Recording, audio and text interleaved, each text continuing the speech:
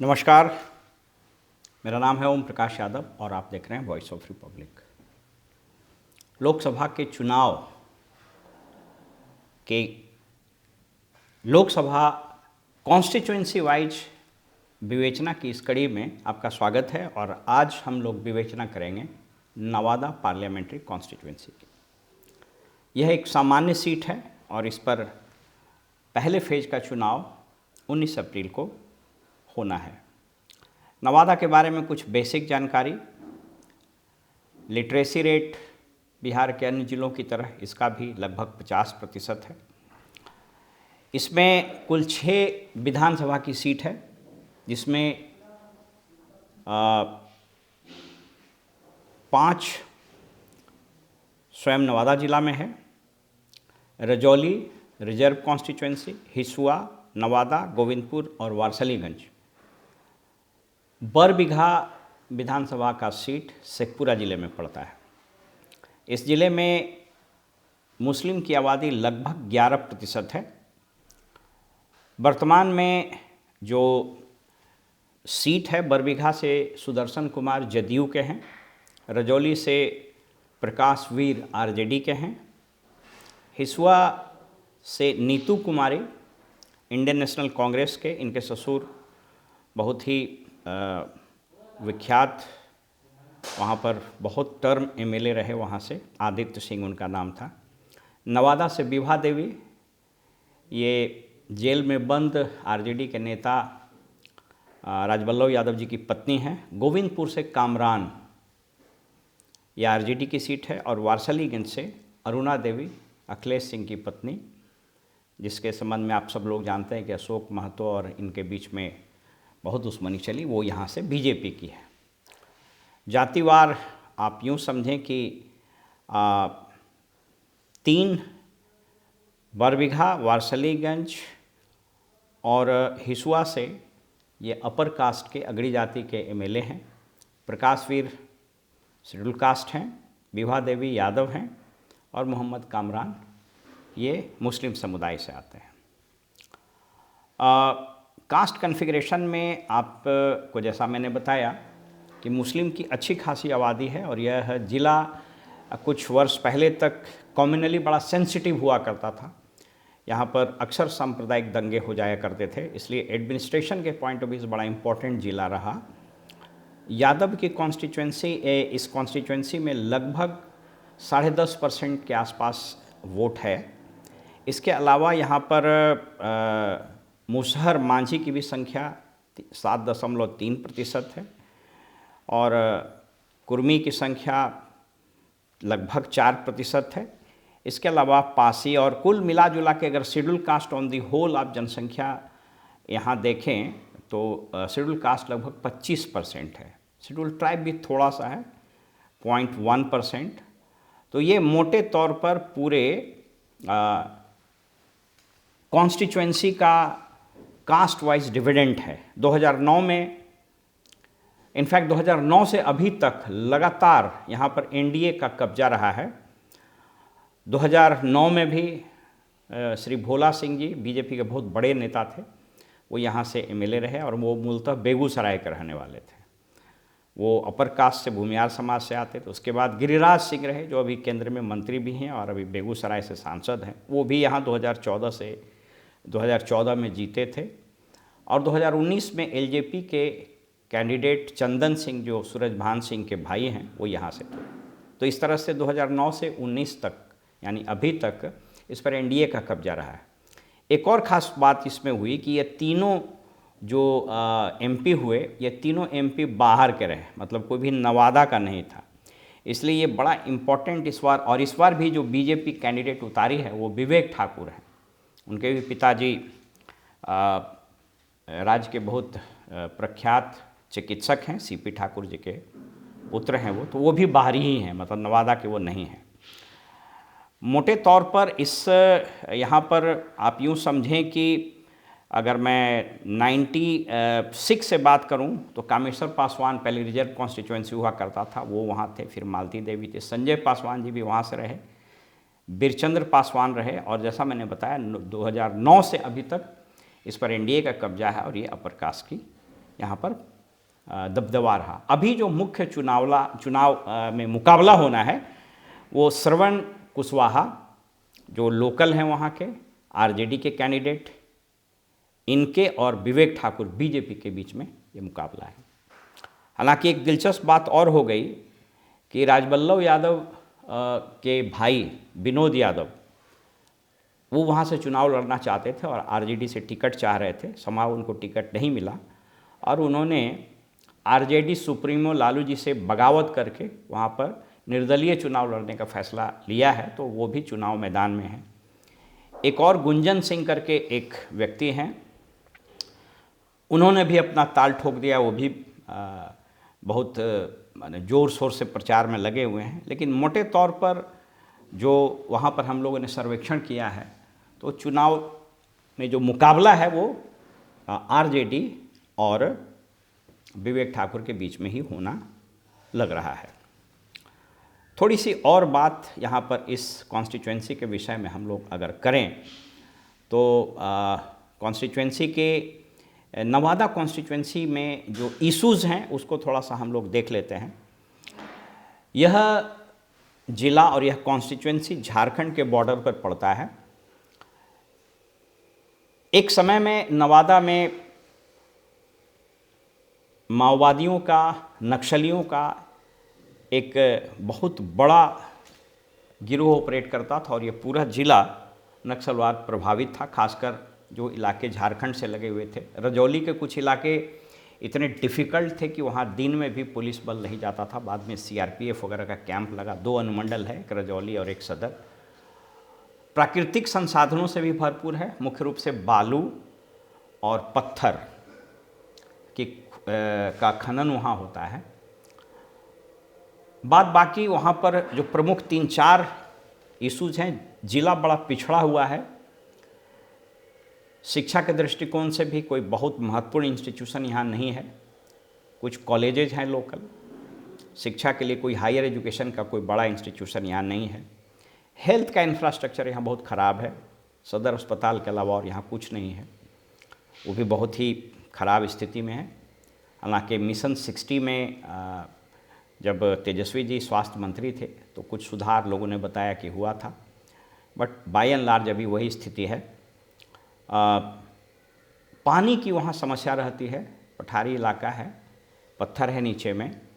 मुझको स्मरण है कि हम जब पंचायती राज विभाग में थे तो जल नल योजना के इम्प्लीमेंटेशन के क्रम में ये बहुत बड़ी समस्या आती थी कि वहाँ बोरिंग नहीं हो पाता था, तो पानी की समस्या है वहाँ।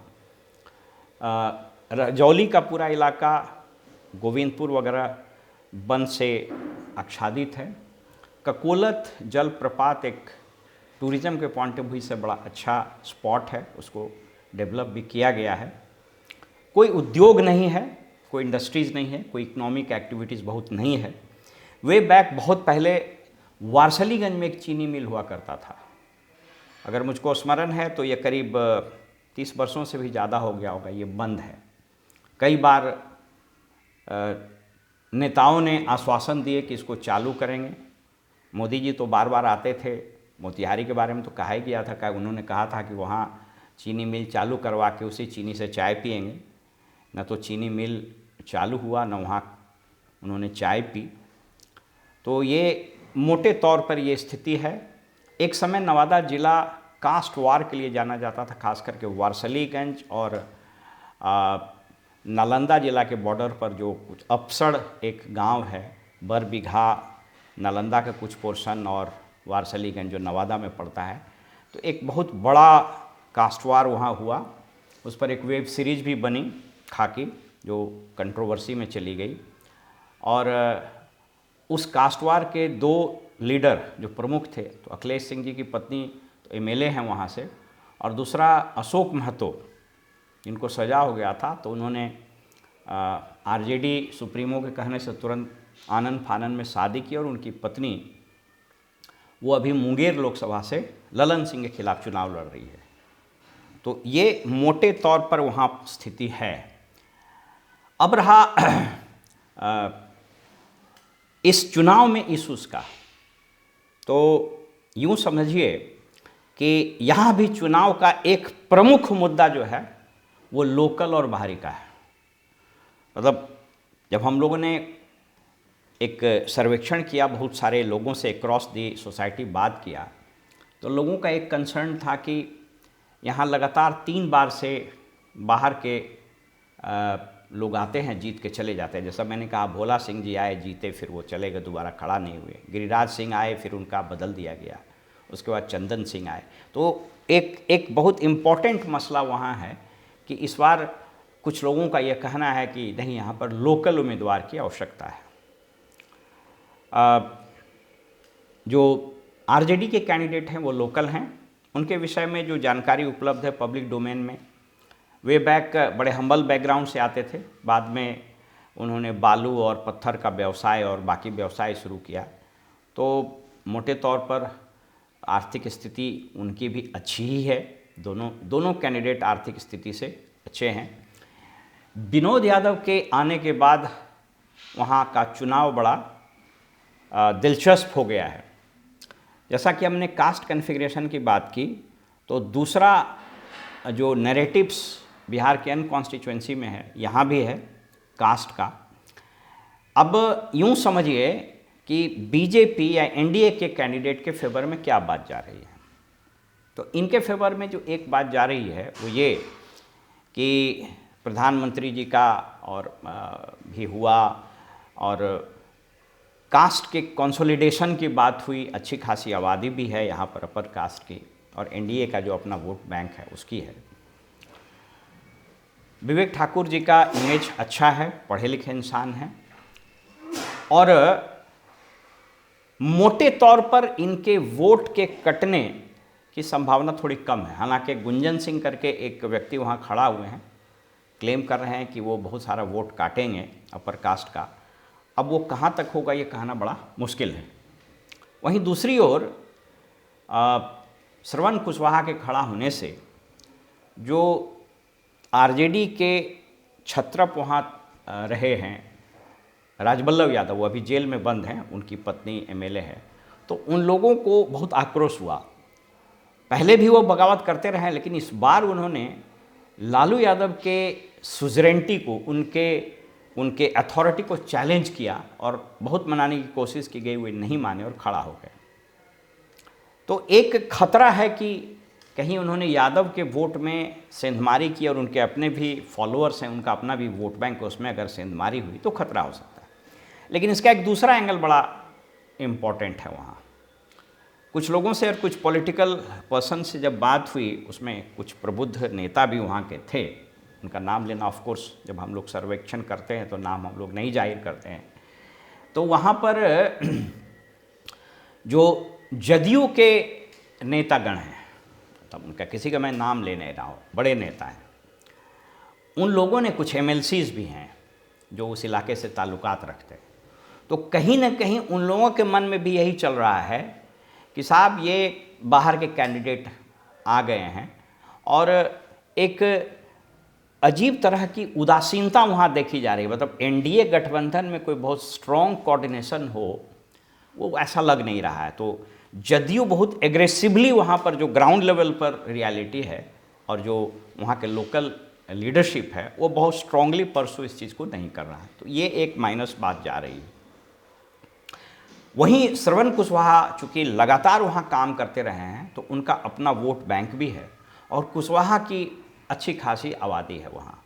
तो कुशवाहा की आबादी प्लस यादवों में बहुत, अगर कोई बड़ा टूट हो जाए तो नहीं कह सकते, लेकिन अगर कोई बड़ा टूट नहीं हुआ विनोद यादव की तरफ से, तो जो परंपरागत वोट आरजेडी का, एमवाई का है, वो मिलेगा। मुस्लिम का जैसे मैंने बताया कि लगभग 11% के आसपास वोट है, तो उसमें से अच्छा खासा वोट इनको इस बार मिलेगा। एक खतरा और है वहाँ, माने अपर कास्ट में डिवीज़न का, कि नीतू सिंह जी ने बड़ा स्ट्रांगली परसू किया था, और बीच में कांग्रेस की एमएलए हैं, लेकिन बीच में उन्होंने पब्लिकली बयान दिया था कि मैं लोकसभा जाना चाहती हूँ, मुझको लड़ना, अगर बीजेपी टिकट दे तो हम चल। तो उनका एस्पिरेशन तो है। तो अब कुछ लोग का वहाँ यह भी कहना है, खास करके जब अपर कास्ट के कुछ लोगों से हमने बात किया, तो कहना था कि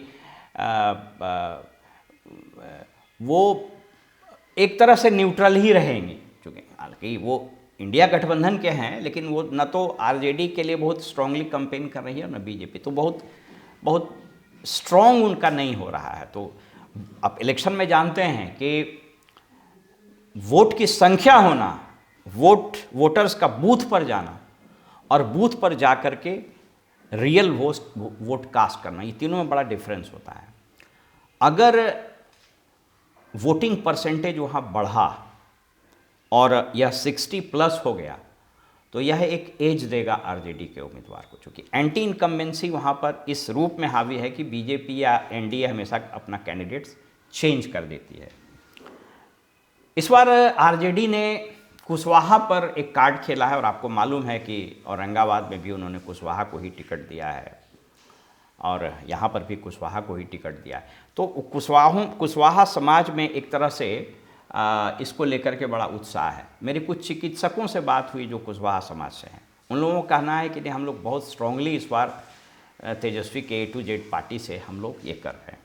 बाकी रही बात ऑन द होल एनडीए के कैंडिडेट का जो मुद्दा है, उनका जो ब्लैंक है, वह एज यूजुअल पूरे देश में नैरेटिव्स है कि मोदी जी को जिताना है, मोदी जी को तीसरी बार प्रधानमंत्री बनाना है, 400 सीट पार ले जाना है और मोदी जी के काम और मोदी जी की गारंटी की बात हो रही है। वहीं आरजेडी के तरफ से प्रमुख रूप से 3-4 मुद्दे बनाए गए हैं। पहला बेरोजगारी का है और तेजस्वी जी ने बहुत ही कंस्पिक्वसली और बहुत ही वोसिफेरसली 17 महीने बनाम 17 साल का जो नैरेटिव सेट किया है नौकरी देने का, तो युवाओं में बड़ा उत्साह है। युवाओं को लगता है कि तेजस्वी को के हाथों को, अगर ऑफ कोर्स वो जानते हैं कि तेजस्वी कोई पीएम कैंडिडेट नहीं है, लेकिन कहीं ना कहीं बढ़ रही बेरोजगारी को लेकर के एक युवाओं में हताशा का माहौल है। एक रिपोर्ट अभी हाल में पब्लिश हुआ है, उस पर हम लोग अलग से बात करेंगे और वो बड़ा इम्पोर्टेंट रिपोर्ट, आप उस पर अगर आप देखेंगे तो एक income inequality report, income and wealth inequality report 2022-23 एक पब्लिश हुआ है। वो बता रहा है कि इस देश में एक बहुत बड़ा इनइक्वालिटी का गैप बन रहा है, बेरोजगारी की संख्या बहुत बढ़ रही है। तो ये दूसरा फ्लैंक, दूसरा आरजेडी का जो नैरेटिव्स है वो बेरोजगारी और वादा खिलाफ़ी का है कि कथित रूप से नौकरियां उतनी नहीं दी गई, इसलिए नरेंद्र मोदी खाली जुमलेबाजी और बीजेपी जुमलेबाजी करते हैं। तीसरा मुद्दा जो है वह अगेन नीतीश कुमार को लेकर के जो एक कन्फ्यूजन का माहौल वहाँ है, वो एक अलग माने डिसएडवांटेज क्रिएट कर रहा है एनडीए के लिए। उनके स्वास्थ्य के बारे में, उनके एक्टिविटी के बारे में तरह तरह की चर्चा चल रही है। एक चर्चा कल से बहुत जोर पकड़ रहा है कि संभवतः अब आने वाले समय में प्रधानमंत्री जी जिस स्टेज को, जिस डायस को शेयर करेंगे और रहेंगे, वहाँ पर संभवतः नीतीश जी को नहीं भेजा जाएगा, क्योंकि नीतीश जी का लंबा हो जाता है भाषण, उनका बड़ा पकाऊ हो जाता है और एक ही ट्रैक पर एक ही चीज़ को लगातार बोलते रहते हैं। 2005 में कुछ नहीं था, हमने ये किया वो किया, तो वो लंबा भाषण हो जाना और वो कनेक्ट नहीं कर पा रहे हैं, जैसा कि बीजेपी के लोगों का मानना है। तो बीजेपी ने एक तरह से समझिए कि अलिखित निर्णय ले लिया है कि प्रधानमंत्री के चुनावी भाषण जो बिहार में होंगे उसमें डेलिबरेटली मुख्यमंत्री जी को वहाँ से अलग रहा। अब देखना होगा आगे जब चुनाव होगा तो ये क्या इस बात में सच्चाई है या ये मात्र अफवाह है, ये देखना पड़ेगा। तो ये एक रैंक एंड फाइल में वहाँ चीज़ गया है। तो बीजेपी और जदयू के या फिर एलजेपी के या एनडीए ऑन दी होल का बहुत स्ट्रॉन्ग कॉम्बिनेशन वहाँ ज़मीन पर नहीं दिख रहा है। तो वो ये कठिनाई है। तो लब्बो लबाब यही है कि अभी अब चुनाव बिल्कुल नज़दीक आ गए, अब मुश्किल से 7-8 दिन का समय बचा है और नैरेटिव्स और जो प्रचार है वो बिल्कुल अपने हाइप पर है। और अगर लोकल बनाम बाहरी मुद्दा, बेरोजगारी बनाम रोजगार मुद्दा, जुमला बनाम परिणाम मुद्दा बना, तो आप यूँ समझ लीजिए कि यहाँ पर 3 बार का जो एक तरह से गढ़ बना हुआ था शायद टूट भी सकता है।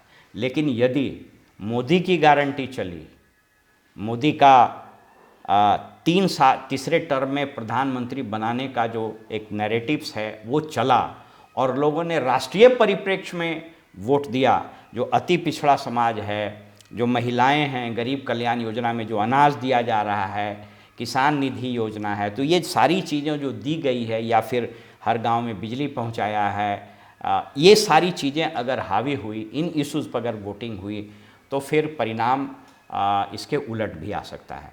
तो कहने का तात्पर्य है कि आज भी नवादा पार्लियामेंट्री कॉन्स्टिट्यूएंसी के संबंध में कोई पॉलिटिकल पंडित बहुत स्ट्रांगली, बहुत परसेप्टेबल एज किसी को मिलता दिख नहीं रहा है। लेकिन अभी भी एक सप्ताह का समय है और इस एक सप्ताह में ऊँट किधर बैठेगा, हवा किधर बदलेगी, फिजाओं में किस तरह के खुशबू या किस तरह का घोल घुलेगा, फिजाओं में कौन सी बदलाव आएगी, ये देखना बड़ा दिलचस्प होगा। नमस्कार।